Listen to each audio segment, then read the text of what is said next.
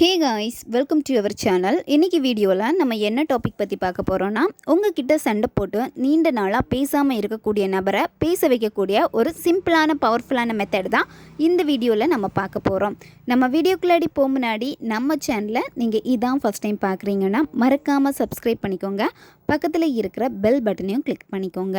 அப்போ தான் நான் போடுற வீடியோஸ் உங்களுக்கு நோட்டிஃபிகேஷனில் காமிக்கும்.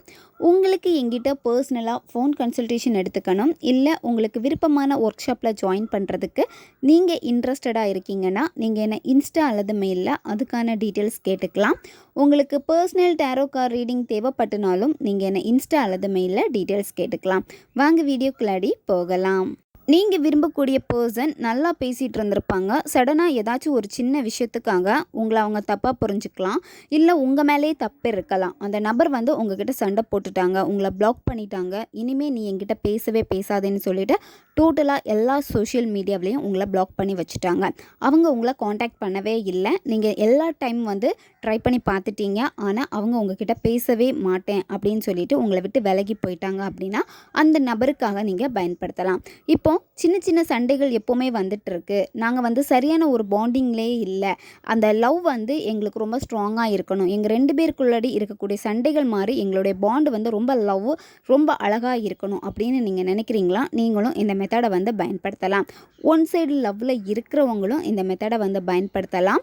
கணவன் மனைவிக்கு இடையில் அடிக்கடி சண்டை வருது, பேசாமல் இருக்காங்க, நீங்கள் ரொம்ப அன்பு காட்டுறீங்க, ஆனால் அவங்க உங்ககிட்ட எப்போவுமே கோபப்பட்டுட்டு இருக்காங்க அப்படின்னா அவங்களுக்காகவும் இந்த மெத்தடை பயன்படுத்தலாம். பெற்றோர் குழந்தைகளுக்காக பயன்படுத்தலாம், குழந்தைகள் பெற்றோர்களுக்காக பயன்படுத்தலாம்.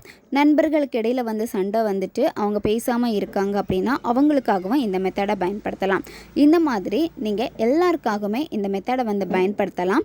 ஆனால் நீங்கள் நல்ல விஷயங்களுக்காக மட்டுமே இந்த மெத்தடை பயன்படுத்துங்க. நீங்கள் இப்போ ஒரு மேனிஃபெஸ்டேஷன் பண்ண போகிறீங்க, ஒரு மெத்தடை சூஸ் பண்ணிட்டீங்க அப்படின்னா முதல்ல உங்களுக்கு அதில் முழு நம்பிக்கை இருக்கணும். முழு நம்பிக்கை வச்சு உங்களுடைய மனதை ஒருநிலைப்படுத்தி நீங்கள் செய்கிறப்போ கண்டிப்பாக அது உங்களுக்கு 100% ரிசல்ட்டை கொடுக்கும். இப்போது நிறைய பேர் மேனிஃபெஸ்டேஷன் பண்ணுறப்போ அவங்களுக்கு நடக்குது, சிலருக்கு நடக்காமல் போகுது. அப்படின்னா நீங்கள் எந்த இடத்துல மிஸ்டேக் பண்ணுறீங்கன்னு சொல்லிட்டு நீங்கள் பார்த்துக்கோங்க.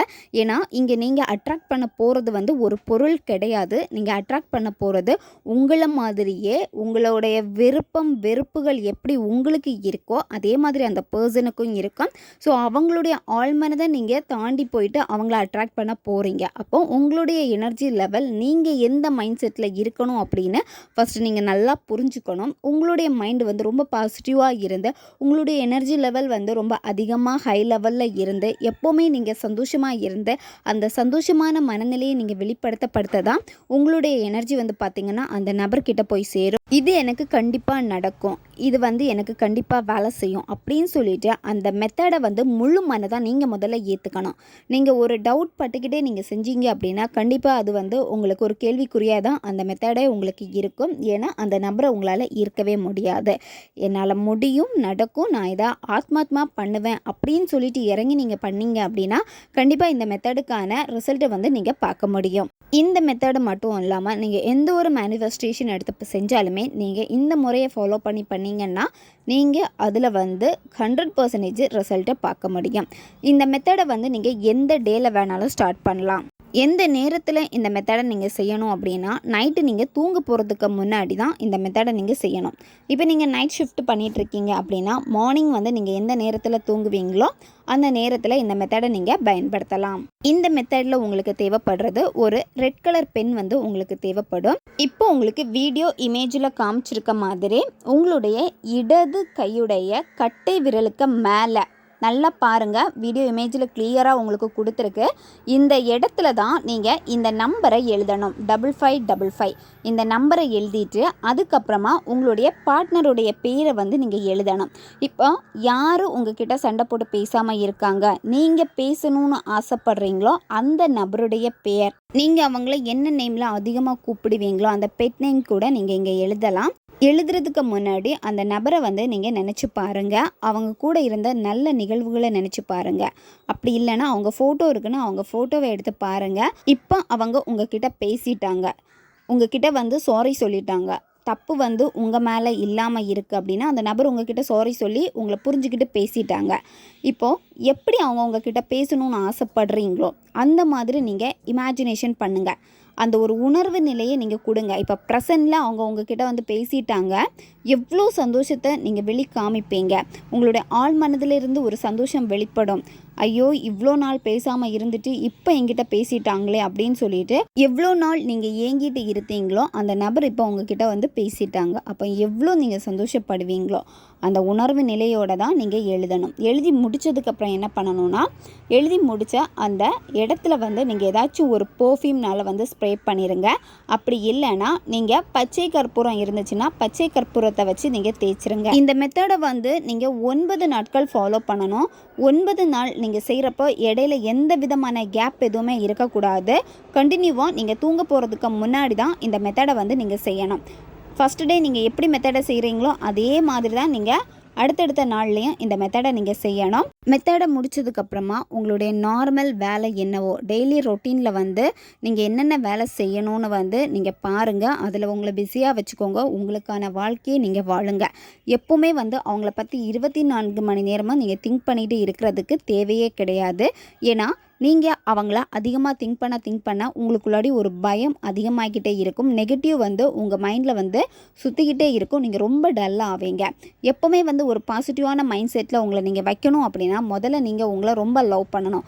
உங்களுக்கு என்ன பிடிக்குமோ, நீங்கள் என்னென்ன வந்து உங்கள் லைஃப்பில் அச்சீவ் பண்ணணும்னு நினைக்கிறீங்களோ அந்த கரியரை நீங்கள் ஃபோக்கஸ் பண்ணீங்க அப்படின்னா இங்கே நீங்கள் நினைச்ச விஷயங்கள் எல்லாமே யூனிவர்ஸ் உங்களுக்கு கொடுத்துக்கிட்டே இருப்பாங்க. அதே மாதிரி அந்த பர்சனை பற்றி நீங்கள் நினச்சா கூட அவங்கள பற்றின ஒரு நல்ல நிகழ்வு தான் உங்களுக்கு வரும். அதுக்கப்புறமா நார்மலாகவே நீங்கள் உங்களுடைய வேலையிலையும் கவனத்தை செலுத்த ஆரம்பிப்பீங்க. எல்லாமே உங்களுடைய மைண்ட் கண்ட்ரோலில் தான் இருக்குது. உங்களால் நினச்சா கண்டிப்பாக வந்து நீங்கள் நினச்சதை அடைய முடியும். மெத்தடு முடித்ததுக்கப்புறமா நீங்கள் மொபைல் எடுத்து பார்க்குறதோ மற்றவங்க கிட்ட போய் பேசுகிறதோ இல்லை அந்த நபர் வந்து ஆன்லைனில் இருக்காங்களா இல்லையான்னு செக் பண்ணுறது இது எதுவுமே நீங்கள் செய்யக்கூடாது. நீங்கள் அப்படியே படுத்து தூங்கிடுங்க. யார் உங்ககிட்ட பேசணும்னு நினச்சிங்களோ, யாருக்காக இந்த மெத்தடை செஞ்சீங்களோ அந்த நபருக்கு வந்து உங்களுடைய நினைவுகள் வந்து அதிகமாகும். சடனாக வந்து உங்களை பற்றி நினைக்க ஆரம்பிப்பாங்க. உங்களை மறந்து போய் இருந்தால் கூட கண்டிப்பாக ஒரு சடனாக ஏதாச்சும் ஒரு நிகழ்வில் வந்து உங்களை நினைப்பாங்க.